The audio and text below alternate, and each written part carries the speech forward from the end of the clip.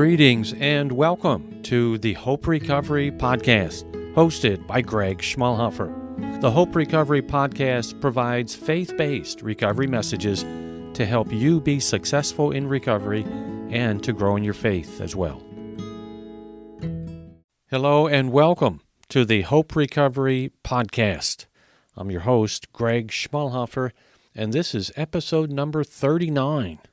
Thank you very much for joining me today on the Hope Recovery Podcast. The episode today is part 2 of a powerful interview with Anthony Acampora. Anthony is the National Director of the Faith in Recovery Program with the Banyan Treatment Centers.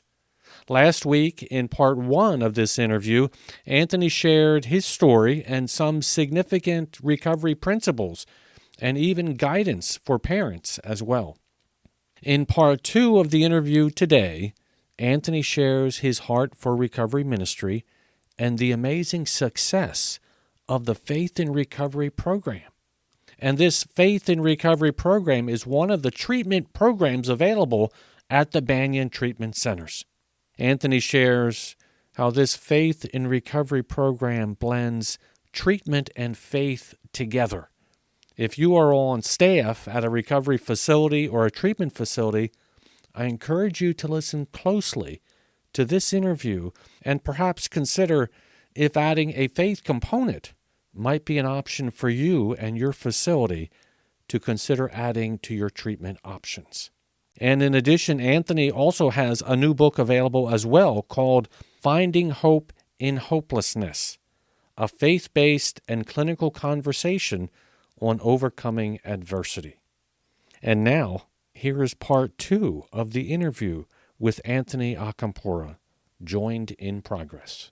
Anthony, let me, if I may, just sort of transition to what you're involved with now, which is the Faith in Recovery program that's a part of one of the treatment programs of Banyan Treatment Centers.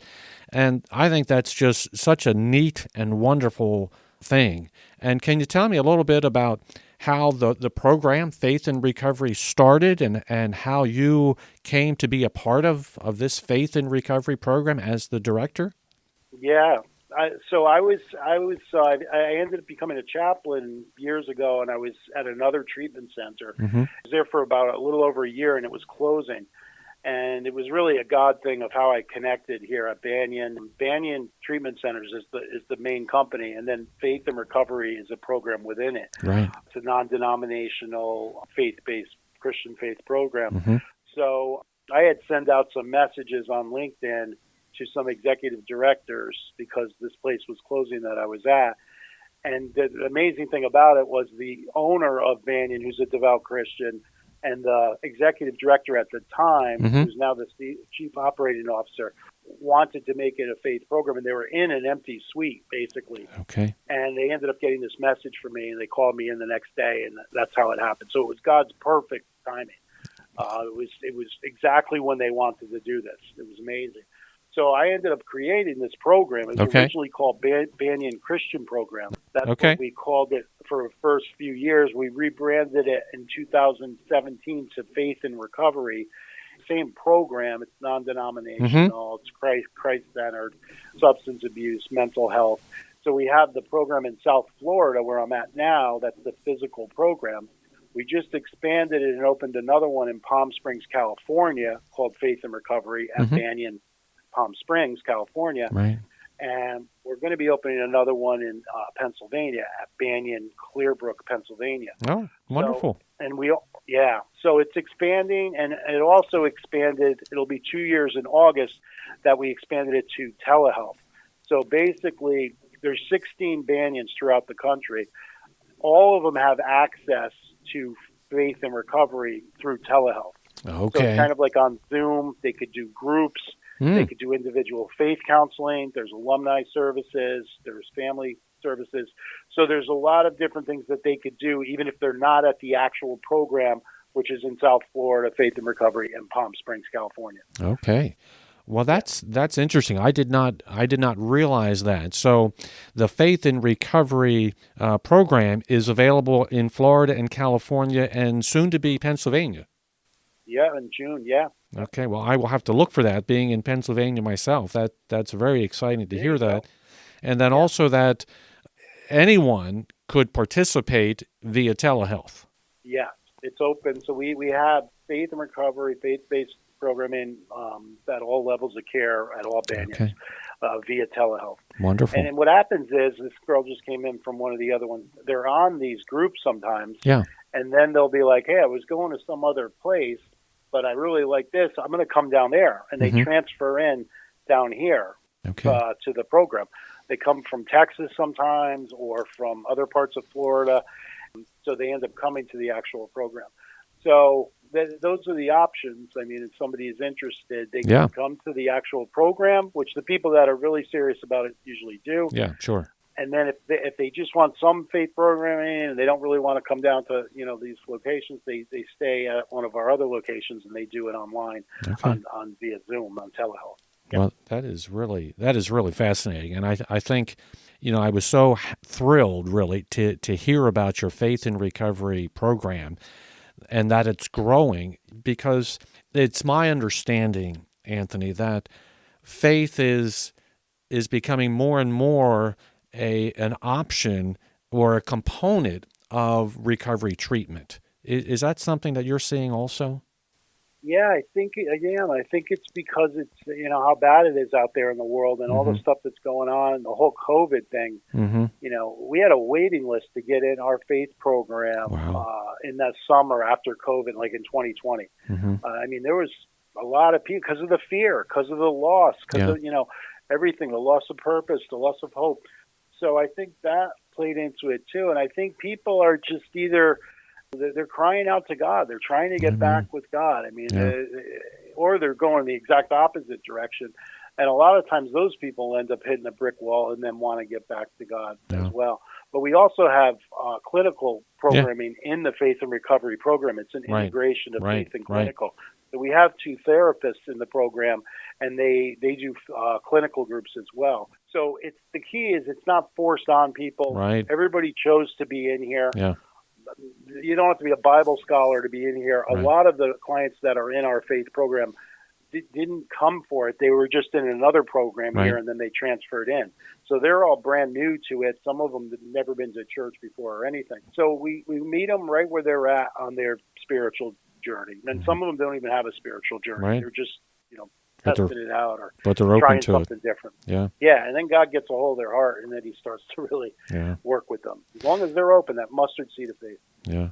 Well, Anthony, the fact that you, as you mentioned, the blending really of the clinical treatment side along with the faith component, I just think is such a wise decision and so important, because to restore that hope and that connection with God is so important so often for people to be successful in recovery, and to blend that with the clinical side, because there's a lot going on and they do need clinical treatment, but to blend that together is just such a wonderful thing. Yeah, absolutely. It works very well together.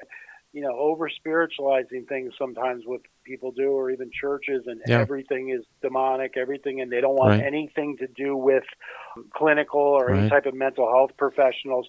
It does them a disservice, because they need that sometimes. And then if they don't resolve the problem, which they don't, because maybe it is a clinical issue, the person ends up losing faith, or they feel that they don't have the ability to help them, or they make them choose sometime between, okay, if you're going to a psychologist or a psychiatrist or a therapist, well, you don't have any faith then. And they make that they should never be put in that position where they have to make a choice between mental health or whatever, or a professional or a therapist and God. Not that, God created that person too. And so that's something that works well together. Yeah. Sometimes the therapist will come in to me and be like, hey, this is more of a spiritual thing. You need to talk to this person. Mm-hmm. And I'll do the same with them. So they're dealing with kind of both. Yeah. And that's where we approach it from that perspective. Yeah. And that's a wonderful thing, because once someone becomes an addict, once they're in addiction,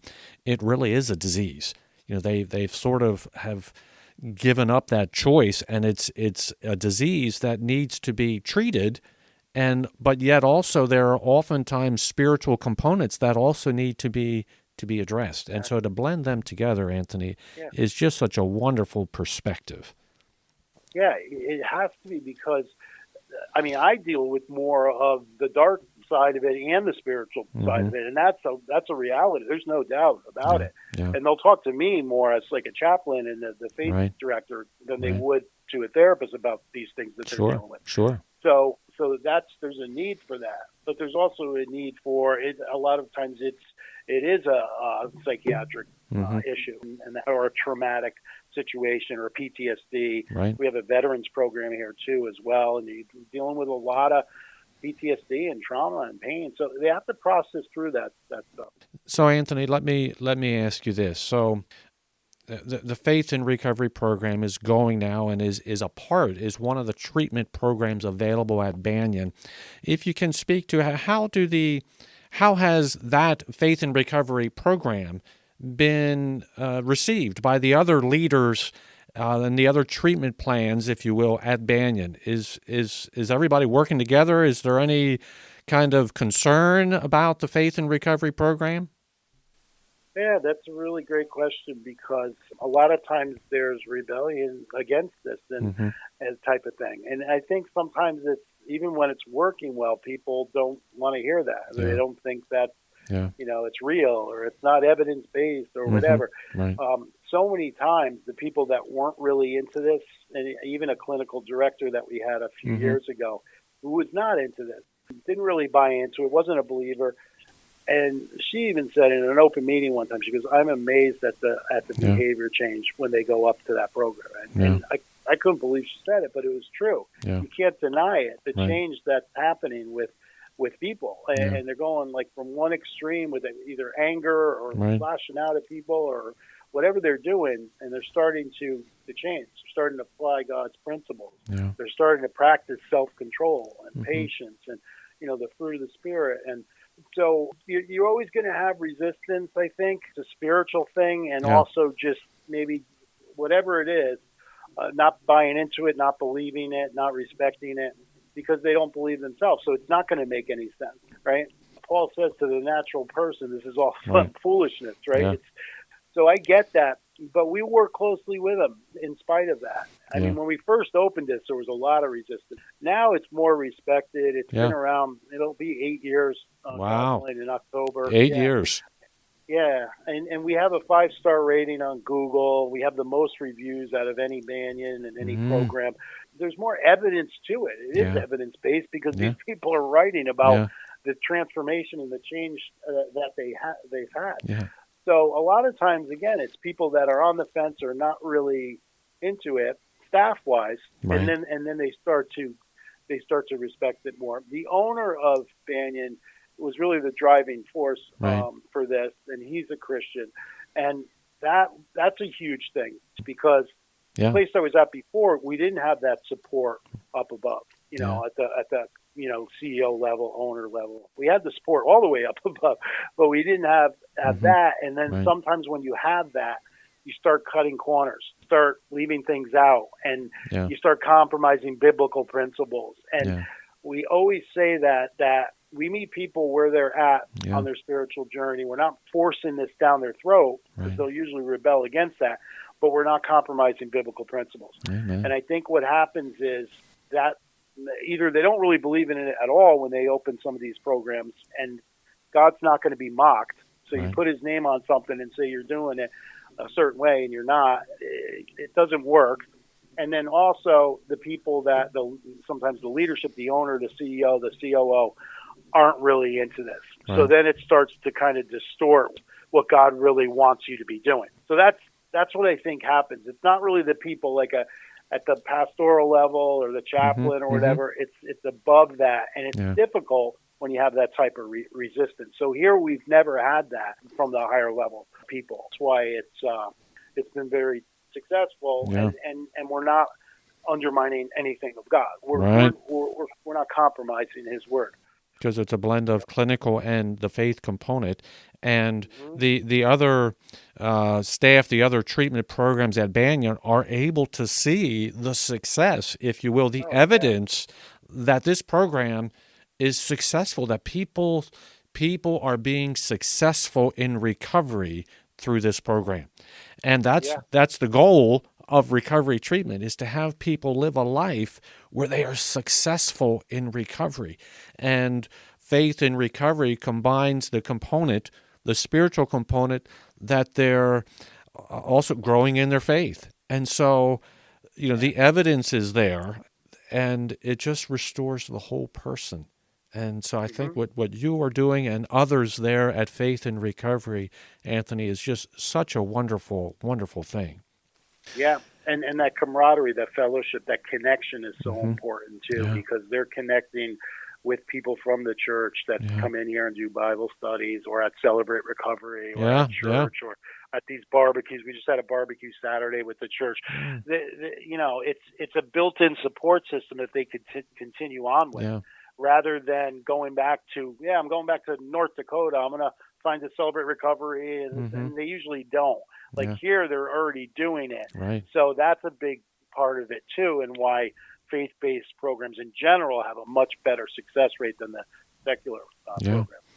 Well, and it seems like with the Faith in Recovery component, the spiritual component, people are not only successful in recovery, but with the restored relationship with God, they have peace in their life, and they have a full and abundant life in recovery. It's not just that they're not drinking or using, they're clean and sober, but they have a full and abundant, a joyful life. And that's because of the restored connection, relationship with God, that allows them to properly restore relationships then with others as well. Absolutely. Exactly. That's it. Yeah. John 10:10, the thief comes to steal, kill, and destroy. Jesus said, I've come to give you life and give you life more abundantly. Yeah. He doesn't want us to just barely get by, Right. be miserable, and be like, well, I'm sober, though, and just hanging on and white knuckling it.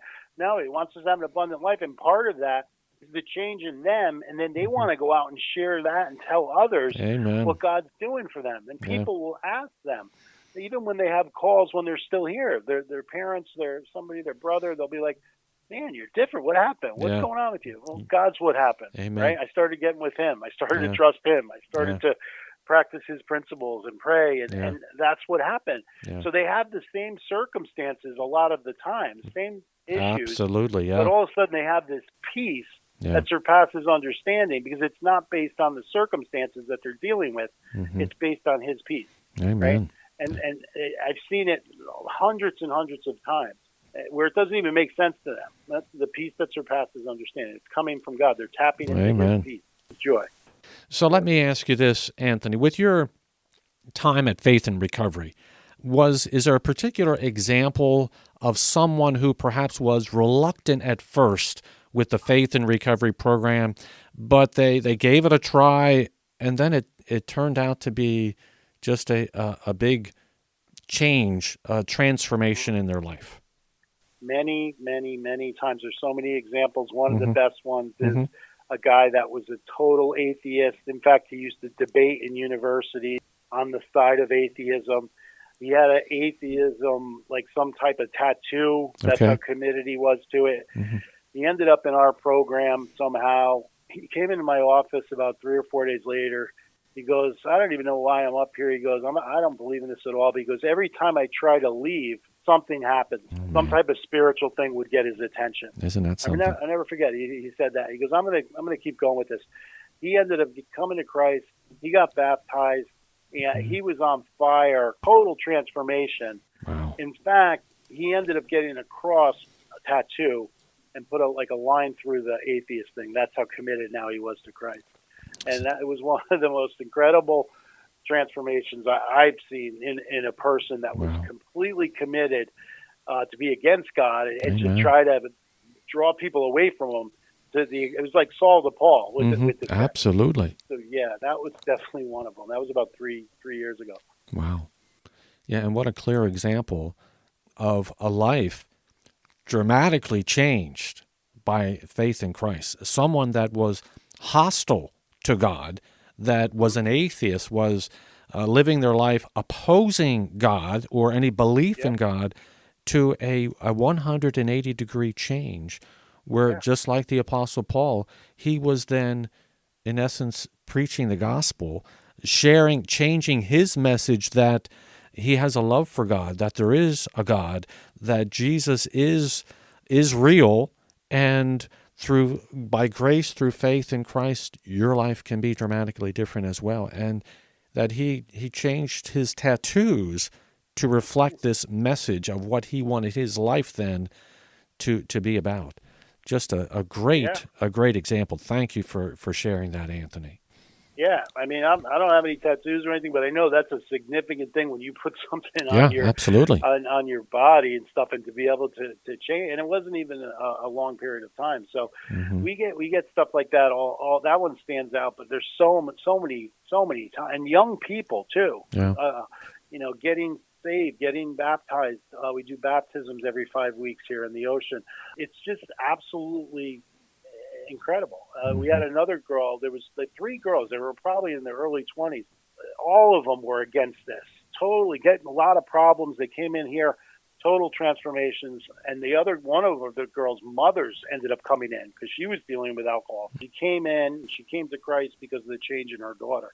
Wow. So a lot of stuff like that. Yeah. Amazing. Well, just praise the Lord for that. So, Anthony, let me just ask you this: is there anything new that you are planning or thinking of or preparing for Faith in Recovery that you would want to mention or share with our listeners? I would say that just opening different locations, physical locations, is really. The Palm Springs one was amazing because it's not really an area that you would think would be into this, and it was so well received. I think that it's exciting that not only are people, and they're the ones that initiated it, their clinical director, their team out there at Banyan Palm Springs wanted to do this. So I went out there and we ended up opening it, and it was just, there were so many people that were so into this on staff and the clients in there and just things like that. So there's a lot of stuff happening, and I just think God has his hand on Banyan. I said it right from the beginning when they took that leap of faith to put this in here, when we only had one location in 2015. Isn't that And now something? we have 16. Wow. We're going to have 17 soon. I mean, that's kind of unheard of to have that type of growth in just a few years. Well, praise the Lord. Well, I'm very excited about what you are doing in Faith and Recovery, what God is doing through you and all the others, not only within Faith and Recovery, but within Banyan, the way that you are all working together to help people be successful in recovery. It's just an amazing thing. Yeah. I'm blessed to write some books, too, as well. And yes. That's been just a blessing because it just comes from a lot of pain and hurt. One of them is called Finding Hope in Hopelessness. Okay. And I actually wrote that. The co-author is the COO of Banyan. Total clinical guy, very smart guy. So it's a conversation, a faith-based and clinical conversation on all of these things that we deal with, and addiction and mental health disorders. So that's probably one of the most exciting things too. That to answer your question. No. And what was the title of that book again? That one's called Finding Hope in Hopelessness. Isn't that it's on something? Amazon, Barnes and Noble. It's good because you get both perspectives. And we've had people say, I'm not into this faith stuff at all, but I read both sides of it, or vice versa. So, you're getting the clinical perspective on trauma and addiction and depression and all these things, and the faith perspective. Right. Well, certainly I love the title of that book, Finding Hope in Hopelessness, and that's what Hope Recovery is all about. And so that is a great title and a great message, I'm sure. I have found, Anthony, that the books and other ways, they are other ways to minister to people. People connect in different ways, and sometimes it's in a group or one-on-one, counseling, but other times to make resources like the books available so that we can minister in just other ways. Absolutely. I mean, I have people that come in here because they read one of my books, and it's just, or I'll get an email from some emails in there, and the mother will say, my son's been, on drugs for years, and now he's reading your book, and he's going to church, and he's, he's not doing what he was doing. And Amen. so it's really rewarding. And the other thing that's good about it is my story's out there. I've written about it. It's freeing. Right. There's you can't change it now, and there's no, nothing hidden. So that's a really nice thing to do too. It's very freeing, and when you do that and just put everything out there. Well, Anthony, last question. Is there anything, as we come to the close of this interview, is there any closing comments you would like to share with our listeners, perhaps folks that are in the midst of, an addiction struggle right now, and perhaps they're not sure that they can do it, that they can be successful in recovery, or maybe they feel like God has given up on them, or they feel hopeless? Are there any closing comments you would want to make to our listeners? Yeah, I would just say that just cry out to God, Amen. From the heart. Don't hold anything back.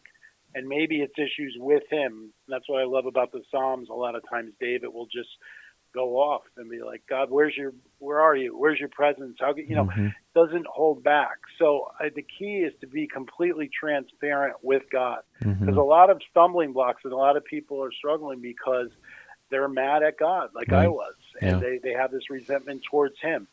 Tell Him, bring it to Him, be completely open, right, with Him. He's big enough to handle it, and He already knows anyway. You're not going to surprise Him with anything. And He's bigger than anything that we've done or didn't do. Amen. Right? What Jesus did on the cross covered everything. It is finished, right? We just have to get with Him and receive His forgiveness, His mercy, His grace, and believe, receive, and become a child of God. And He will show up. And it's just a matter of not giving up on Him, because He hasn't given up on you. Amen. So that's what I would say. God will show up. I love that, Anthony. Well, Anthony, let me just thank you very much for joining me today and for all that you shared with our listeners. Thank you very much for joining us, for all that you're doing with Faith in Recovery. And I pray that God continues to just guide and direct you and the other folks within the Faith in Recovery program. Thank you, and God bless you and all that you're doing. You're doing great work out there. I love it. So Thank you for the opportunity to be on. Well, you are very welcome. And that concludes part 2 of the interview with Anthony Acampora. Many thanks to Anthony for taking the time to share part of his story and his thoughts on recovery and the information on the powerful new recovery program called Faith in Recovery, a program which blends faith and treatment together. The Faith in Recovery program is all about helping you be successful in recovery and to have a restored relationship with God. Anthony had a closing message for anyone that might be struggling with addiction right now. Anthony says to cry out to God from the heart and to remember that God does not give up on you, and you should not give up on God. Anthony says simply to cry out to God, and He will show up. Again, many thanks to Anthony for taking the time to join us on the Hope Recovery podcast. That is what I have for you today. Thank you for joining me today, and remember, there is always hope with God. Take care, and God bless you all.